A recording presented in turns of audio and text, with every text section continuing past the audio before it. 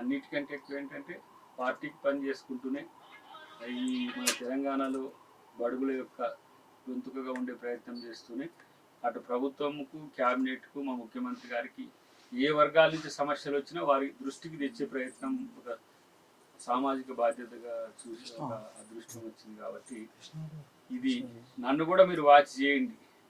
ఎవరైతే మీరు ఈ టీవీ చూస్తున్నారో వీపై వాచ్ చేసుకుంటూ నేను ఎక్కడెక్కడన్నా తడబడ్డా తప్పు చేస్తున్నా దాన్ని సరిదిద్దే ప్రయత్నం చేయాలి.